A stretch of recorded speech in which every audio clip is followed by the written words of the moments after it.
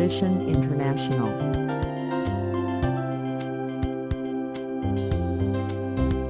Welcome to the PowerPoint presentation of English. Project made by Ajit Kumar of Class 9B, roll number 9064. Submitted to Brook Cert. Index.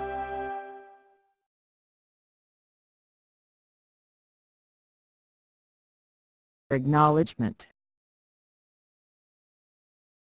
We are very thankful to everyone who all supported us, for completing this project effectively and moreover on time. We are equally grateful to Brook. He gave us moral support and guided us in different matters regarding the topic. He had been very kind and patient while suggesting us the outlines of this project and correcting our doubts. We thank our English teacher Brook for his overall supports. Last but not the least, we would like to thank our parents who helped us a lot in gathering different information, collecting data and guiding us from time to time in making this project. Despite of their busy schedules, they gave us different ideas in making this project unique. We are making this project not only for marks but to also increase our knowledge. Thanks again to all who helped us. The Brook by Alfred Lord Tennyson. Introduction. The poem, The Brook, is a metaphor of the human life in the form of river. The poet has realistically drawn the parallelism between the journeys of the brook with the life of a man. He significantly relates the brook to human life, to the sad reflection that man's life is impermanent compared with the relative permanence of the river. Alfred Lord Tennyson. Born on August 6, 1809, in Somerby, Lincolnshire, England, Alfred Tennyson is one of the most well-loved Victorian poets. Tennyson, the fourth of 12 children, showed an early talent for writing. At the age of 12 he wrote a 6,000-line epic poem. Tennyson wrote a number of phrases that have become commonplaces of the English language, including, nature, red in tooth and claw. It's better to have love and loss than never to have love at all. There's not two reasons why, there's but to do and die my strength is. As the strength of 10, because my heart is pure. Knowledge comes, but wisdom lingers, and the old order changeth, yielding place to me. He is the 9th most frequently quoted writer in the Oxford Dictionary of Quotations after Shakespeare and others. In 1859, Tennyson published the first poems of Idylls of the Kings, which sold more than 10,000 copies in 1 month. In 1884, he accepted the peerage, becoming Alfred Lord Tennyson. Tennyson died in 1892 and was buried in Westminster Abbey. Do you know?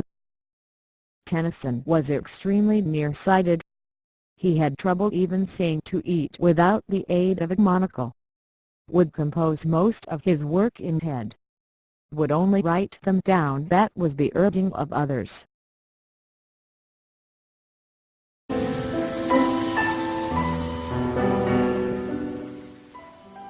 The Brook by Alfred Lord Tennyson. I come from haunts of coot and hern, I make a sudden sally, and sparkle out among the fern, to bicker down a valley. By 30 hills I hurry down, or slip between the ridges, by 20 thorps a little town, and 100 bridges, till last by Philip's farm I flow, to join the brimming river, for men may come and men may go, but I go on forever. I chatter over stony ways, in little shops and trebles, I bubble into eddying bays, I babble on the pebbles. With many a curve my banks I fret, by many a field and fallow, and many a fairy foreland set, with willow, weed and mallow. I chatter, chatter as I flow, to join the brimming river, for men may come and men may go, but I go on forever. I wind about and in and out, with here a blossom sailing, and here and there a lusty trout, and here and there a grayling, and here and there a foamy flake upon me as I travel, with many a silvery water break above the golden gravel, and draw them all along and flow to join the brimming river. For men may come and men may go, but I go on forever. I steal by lawns and grassy plots, I slide by hazel covers, I move the sweet forget-me-nots that grow for happy lovers. I slip, I slide, I glue my glance among many skimming swallows. I make the netted sunbeam dance against my sandy shallows. I murmur under moon and stars in brambly wildernesses. I linger by my shingly bars, I loiter round my cresses. And out again I curve and flow to join the brimming river. For men may come and men may go, but I go on forever.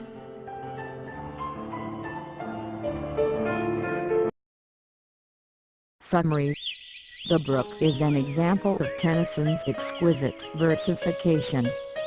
He had a rare capacity for creating music out of simple words.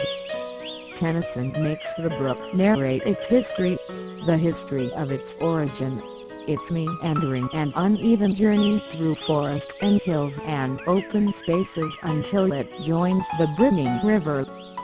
The Brook originates from a source on the highlands filled with mountain forest cover, where the wild birds of coot and heron are found in plenty. Its rushing waters touch all the ferns that grow on its banks till it reaches the open valley. In its initial rushing journey, the Brook passes through the slopes of 30 hills and flows beneath more than 12 ridges. Then it touches 20 different villages before reaching a little town. Before joining the main river, the Brook passes by Philip's farm. As it comes rushing down the hills, its waters produces different musical notes as it dashes against the stony pebbles. The Brook makes its presence felt when it passes through the different fields of uncultivated lands and many front-lying promontory lands where the weeping willows grow. It winds about with immense power, and its cool, pleasant waters brings all kinds of freshwater fish to a lively activity. The Brook forms the foamy flame which is accumulated at the shore where gravels gather in plenty, as it continues to travel down the hills. Sometimes it overflows and incurs upon the grassy plots in the lawns. It even overflows to the grounds of hazel plants and touches the sweet forget-me-nots. All the different sounds and movements that a stream makes as it flows are charmingly conveyed through the words used with exquisite delicacies of feeling. The trees on the banks, the fish playing about, the blossoms floating on the water, the stretches of darkness and light are vividly reflected on the flowing verse. Above all, the spirit of joy and freedom comes through eloquently. Each morning when the sun rises, the rays and the beams hit the waters and brightly reflect the shiny dance of the active movement of the Brook on the sandy banks. When evening sets in and total darkness covers the surroundings of the countryside, the flow of the Brook continues to murmur under the light of the moon and stars.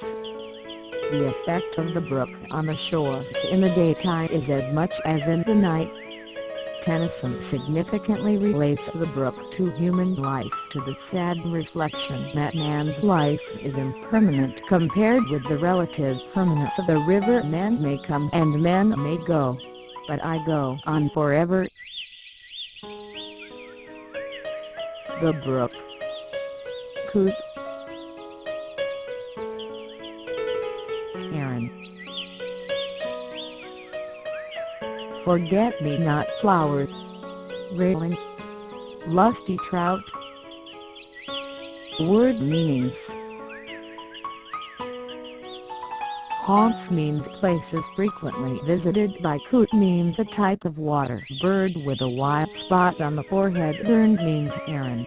Another kind of water. Bird's alley means emerge suddenly. Beaker means here, slow down with a lot of noise. Thorpes v. A village. Trebles means high-pitched. Tune eddying means spiral movement of water. Babble means sound made when one talks. Scaly.